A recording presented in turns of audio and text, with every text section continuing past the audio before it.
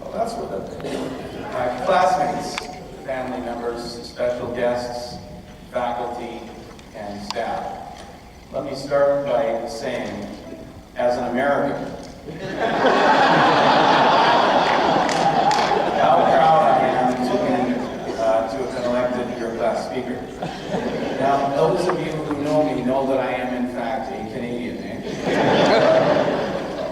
However, forms were sent out and we had a vote, the votes came in, and the only thing I heard when I passed by the office, and I won't mention any names, but one of the OPM staff saying, "Dear God, I hope these people are better at business than they are at geography."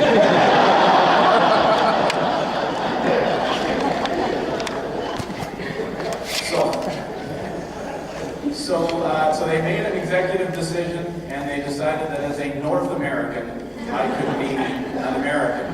And that my good friend Jaime Ashkenazi from Mexico, also I should point out, a North American country, should not in fact be a American. Jaime in fact would be our international speaker. So the reason why I'm telling all of you this is because yet again, someone from Mexico gets to maintain their national identity, while the Canadian falls into place and does exactly what the American says.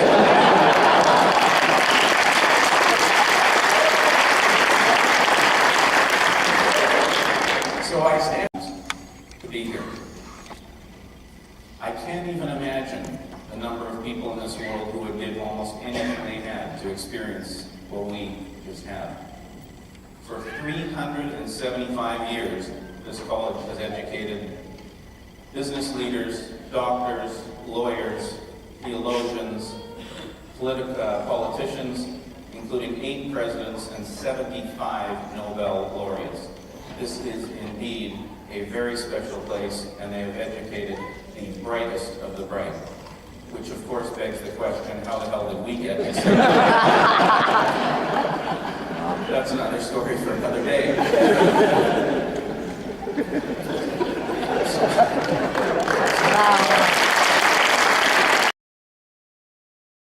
But there just simply isn't time to go through them all one by one. So I am, in fact, going to selectively choose 2 or 3 of them and tell you a couple, really for the benefit of our guests, a couple of little stories about them.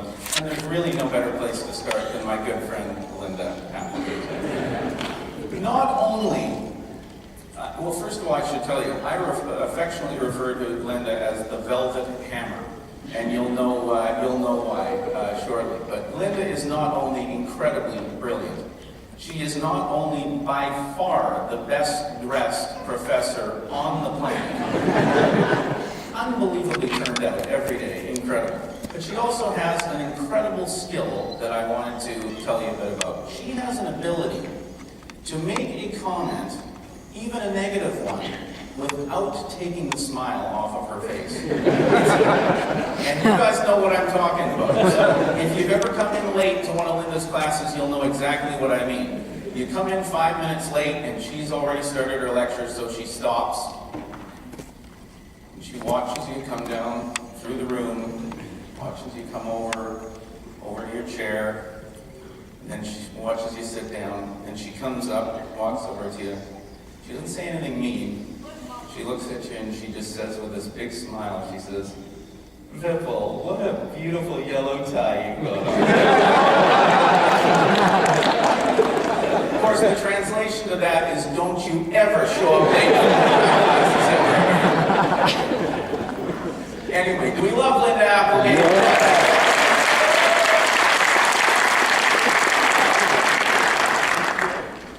I can see him now, my good friend Josh Lerner. Josh, I just got to do this. First of all, I got to tell our guests, Josh Lerner is our professor of finance. He has an IQ documented to be north of 5 million. He is scary, scary smart. World-renowned in corporate finance and entrepreneurship research, and while he is one heck of a smart guy, he does have a few little quirks in terms of stuff.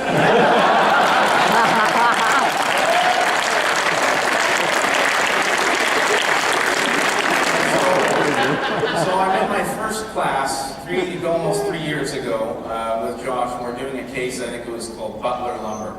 And Josh asked a question, and he said it was something to the effect of, what do you think of the relative strength of Butler's balance sheet?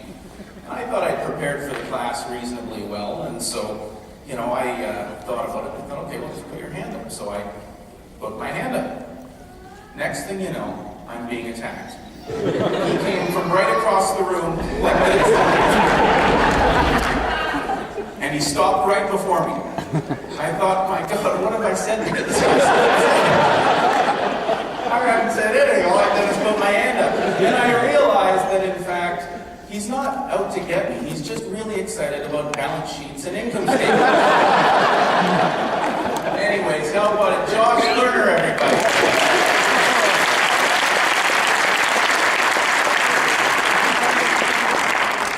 I'll give you one other story, and I got to tell you about this guy, Deepak Malhotra, the master negotiator. The master negotiator. The first time I saw Deepak come into our class, I thought to myself, well, this is interesting. We've got the actor Andy Garcia teaching us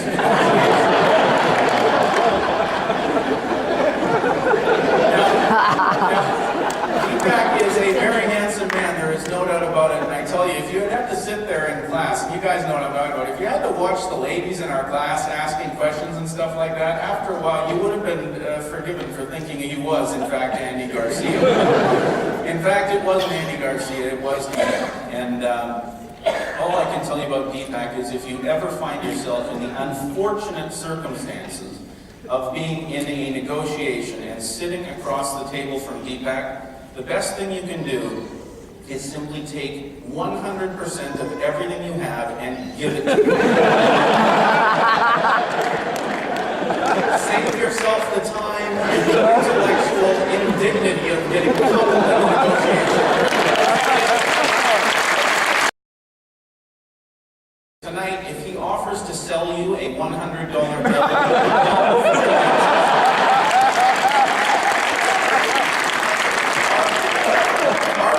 tried to buy $100 bills from him, and $8,000 later we realized he was on to something.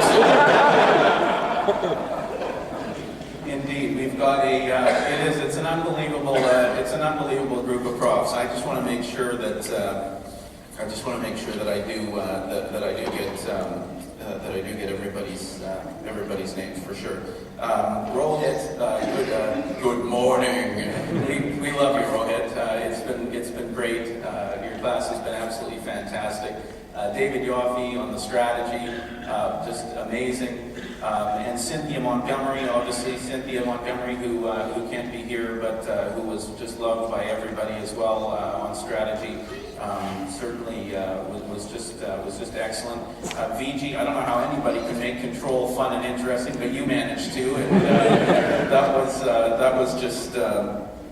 was just great. Forrest Reinhardt, his cases were a bit long, but we love Forrest and in global markets. Robert Kaplan, obviously, who you got to hear earlier, was just amazing. The new guy on the block, Ashish Nanda, I wish he was here because I have one question for him. And the guests were in his class yesterday. We got to figure out what kind of coffee that guy drinks. I have never seen energy like that in my life. It's absolutely unbelievable how he moves around the class. And last but not least, the king of leadership and John Dancing Shoes Davis.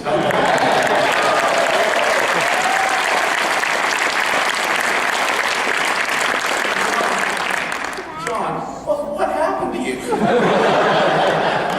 We thought you were so calm and everything. Next thing you know, he's patented sort of like, how would I call it? Maybe a patented Indian version of Michael Jackson's moonwalk. Anyways, again, just one last time, how would I hand? The profs have just been absolutely incredible.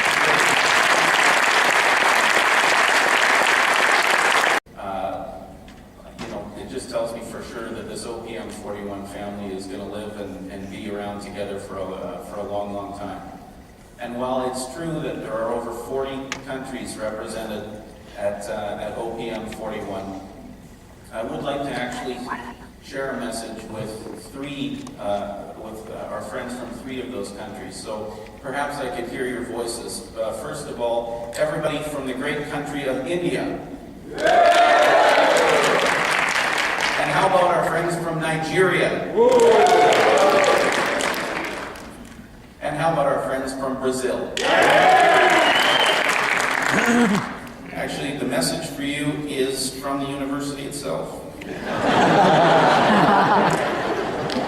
And it says, as a result of the events of the last week, you hereby owe us 1,900 square feet of carpet, 7 lamps, 2 big screen TVs.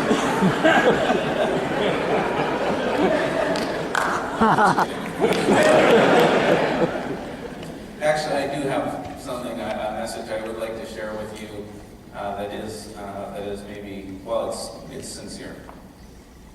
I guess, well, I believe it's true that the United States and Canada, for that matter, have got many, many great years, decades, even centuries ahead of them.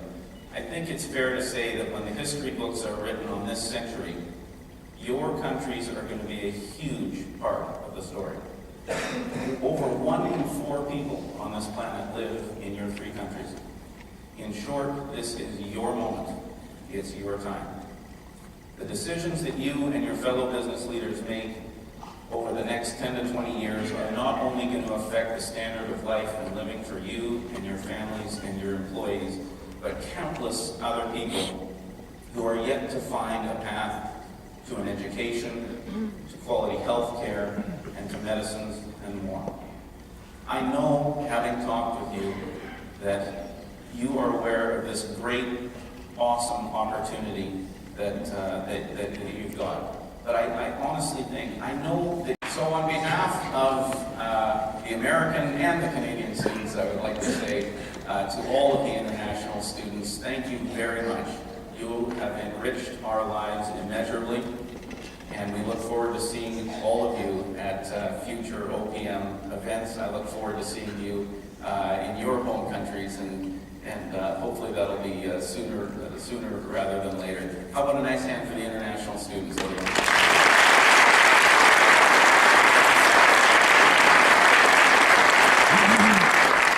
So in closing, I'd like to leave you with a thought. I was trying to think about what I was gonna say here, and I thought I'd share a passage with you from, it's an excerpt from a speech that was written in 1910, written and delivered by Teddy Roosevelt.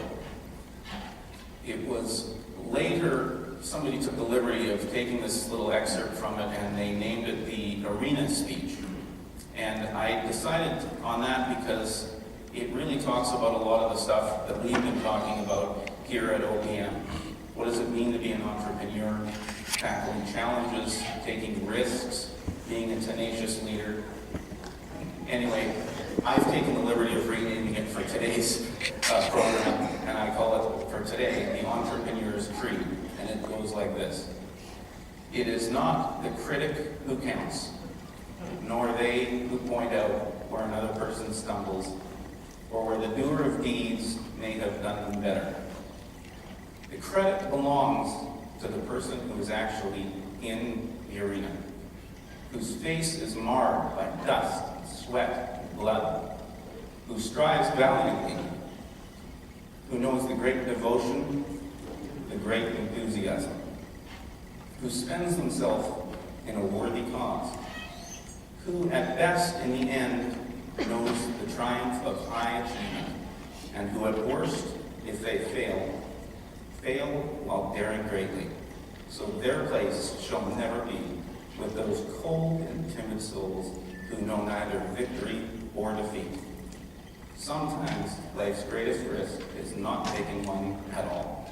Ladies and gentlemen, enjoy the rest of the celebration, and congratulations to our OPM 41 graduates.